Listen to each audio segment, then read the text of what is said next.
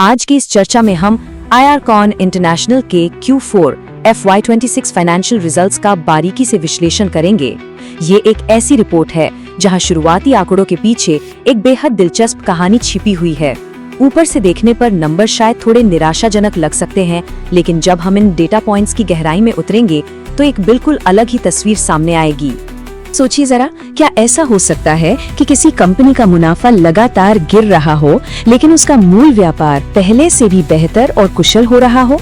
एक तरफ जहां प्रॉफिट्स और रेवेन्यूज में गिरावट दिख रही है, वहीं दूसरी तरफ कंपनी की ऑपरेशनल एफिशिएंसी लगातार बढ़ रही है। ये एक अजीब सा विरोधाभास लगता है ना? आइए इस रहस्य से पर्दा उठाते हैं। आगे बढ़ने से पहले ये ध्यान रखना जरूरी है कि एयरकॉन मिनिस्ट्री ऑफ रेलवेज के अंडर आने वाली एक नवरत्ना PSU है। इसलिए हाल ही में आई इनकी क्वार्टरली रिपोर्ट को समझने के लिए सिर्फ हेडलाइन फिगर्स तक सीमित रहना काफी नहीं होगा। कंपनी की असली दिशा और ट्रेजेक्टरी को पकड़ने के लिए इन आंकड़ों के पार देखना बेहद जरूरी है। तो चलिए सबसे पहले उन शुरुआती आंकड़ों पर नजर डालते हैं जिन्होंने अर्निंग्स रिपोर्ट आते ही मार्केट का ध्यान सबसे ज्यादा खींचा।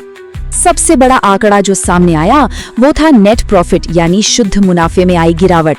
इस साल की चौथी तिमाही में नेट प्रॉफिट 9% गिरकर 191.6 करोड़ रुपए रह गया है।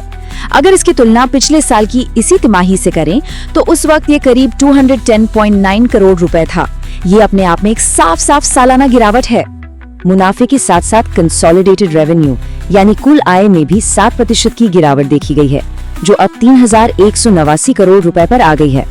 अब सवाल उठता है कि ऐसा हुआ क्यों? इस गिरावट के पीछे का मुख्य कारण डोमेस्टिक प्रोजेक्ट्स की एग्जीक्यूशन में आई सुस्ती को माना जा रहा है। घरेलू स्तर पर काम थोड़ा धीमा रहा, जिसका असर सीधा टॉप लाइन पर पड़ा। अगर हम इन्हीं Q4 आंकड़ों को पूरे FY26 साल के संदर्भ में रखकर देखें तो तस्वीर और साफ हो जाती है। पूरे साल के दौरान रेवेन्यू में 16% की सिकुड़न आई है और बॉटम लाइन यानी नेट प्रॉफिट में लगभग 18% की गिरावट आई है। यहाँ तक कि अर्निंग्स पर शेयर यानी EPS भी 7.84 रुपए से गिरकर 6.58 रुपए हो गया है। यहाँ तक तो सब कुछ थोड़ा निराशाजनक लग रहा था, लेकिन असल कहानी तो अब शुरू होती है जब हम कंपनी की मूल ऑपरेशनल हेल्थ की तरफ देखते हैं। इन दो तथ्यों के बीच के विरोधाभास पर जरा गौर कीजिए। एक तरफ जहां नेट प्रॉफिट 9% नीचे गिरा, वहीं दूसरी तरफ EBITDA मार्जिन असल में बढ़ गया। एनालिस्ट्स के लिए ये किसी प्लॉट ट्विस्ट से कम नहीं है। आमतौर पर जब रेवेन्यू और प्रॉफिट गिरते हैं तो मार्जिन्स पर भी दबाव आता है, लेकिन यहाँ बिल्कुल उल्टा हो रहा है। दरअसल EBITDA मार्जिन्स में 70 बेसिस पॉइंट्स का एक जबरदस्त उछाल आया है और अब ये 8.4% पर पहुंच गया है। एब्सोल्यूट टर्म्स में देखें तो EBITDA बढ़कर 270 करोड़ रुपए हो गया है, जबकि पिछले साल ये 260 करोड़ था। रेवेन्यू गिरने के बावजूद EBITDA का बढ़ना सीधे तौर पर कंपनी की बेहतर कॉस्ट मैनेजमेंट को दर्शाता है। एक एक्सपर्ट एनालिसिस का जिक्र करें तो ये मार्जिन एक्सपेंशन इस बात का टेक्स्ट बुक उदाहरण है कि रेवेन्यू के दबाव के बावजूद कंपनी ने अपने खर्चों को बेहद कुशलता से मैनेज किया है।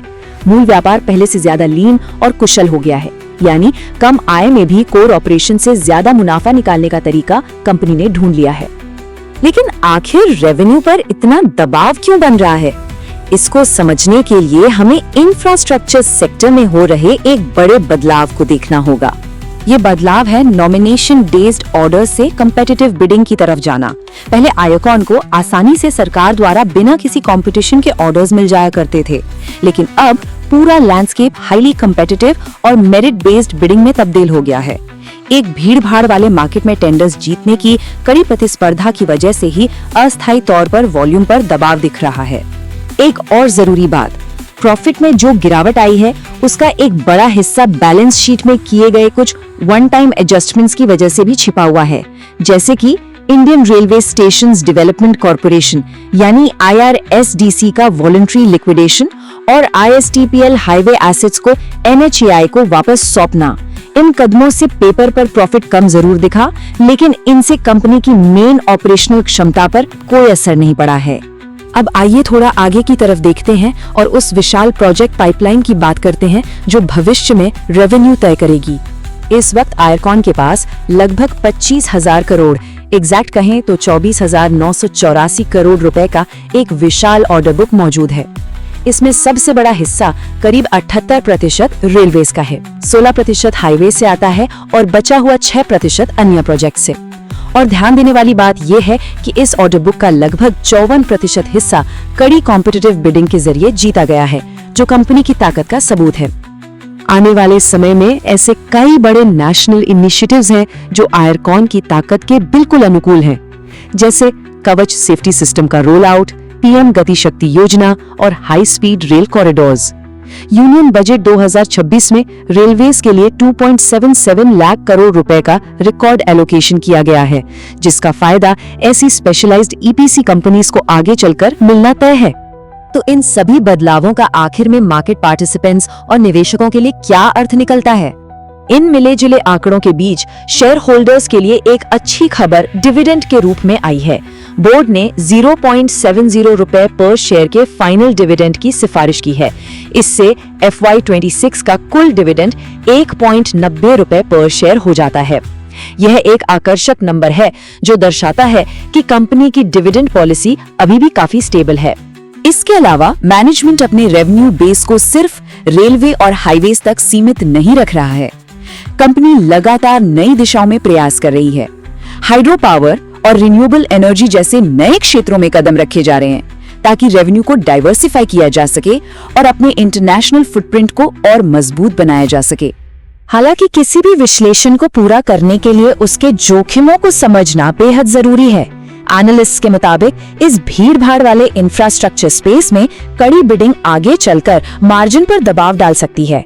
साथ ही इंटरनेशनल प्रोजेक्ट्स में आने वाली देरी और बढ़ते फाइनेंस कॉस्ट्स आने वाले कुछ क्वार्टर्स में अस्थायी चुनौतियां पैदा कर सकते हैं। इन पर नजर रखना जरूरी होगा।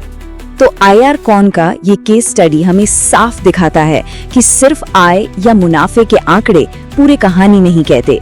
जैसे जैसे भारत का infrastructure landscape nomination based orders से आगे बढ़कर कड़ी कॉम्पिटिटिव बिडिंग की तरफ जा रहा है, ये देखना बेहद दिलचस्प होगा कि कौन सी पुरानी PSU कंपनियां इस नए दौर में खुद को ढाल पाएंगी और कौन इस दौड़ में पीछे छूट जाएंगी। आज की इस चर्चा में हमारे साथ जुड़ने के लिए धन्यवाद।